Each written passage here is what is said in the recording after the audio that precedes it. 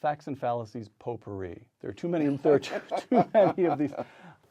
Income inequality. Yes. Okay, listen to Paul Krugman, your favorite economist. Didn't I hear you say that? Not unless I was absolutely on LSD or my mind has gone completely. All right, Paul Krugman, writing in his New York Times blog, quote, "Since the late 1970s, the America I knew has unraveled."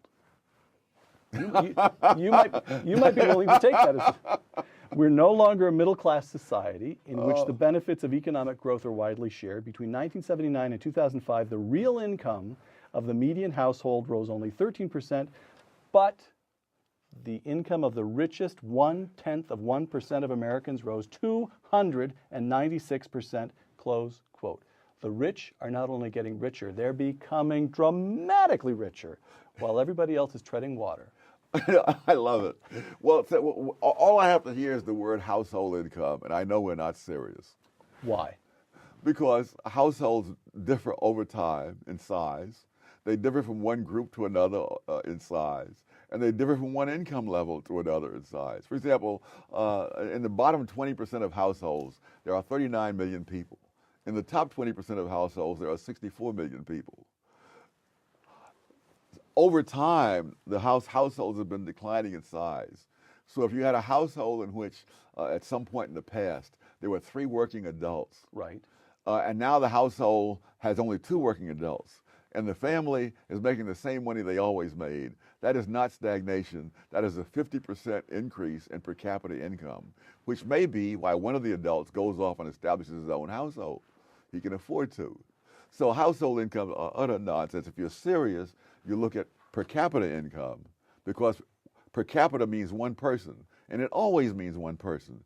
It doesn't mean one person in 1980 and 1.5 persons in 1930, and so it always means one person. So if you're looking for a legitimate comparison, that's what you do. If you're looking to score political points, you go to household income and family income, and voila, you have your political points. All right. On per capita income, how's the country doing? I haven't checked the latest figure. I'm sure. I know that in terms of real per capita income, the average income today will buy less than it could last year. I don't usually make predictions, but I suspect it will buy less next year. All right. We'll come to the pessimism of Dr. Thomas Sowell soon enough. Income inequality in women, economic facts and fallacies.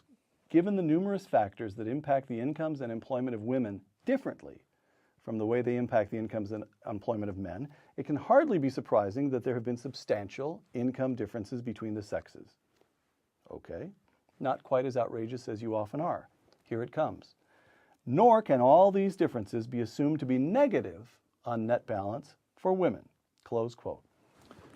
Tom, you look at the difference in income between men, higher, women, lower, and you suggest that on average, women may actually be better off, or many women may be better off. You have to explain yourself. Well, yeah, if you're making comparisons, again, you can't compare apples and oranges. When I was doing research for that particular chapter, I remember being amazed that there was a large difference in income between young male physicians and young female physicians.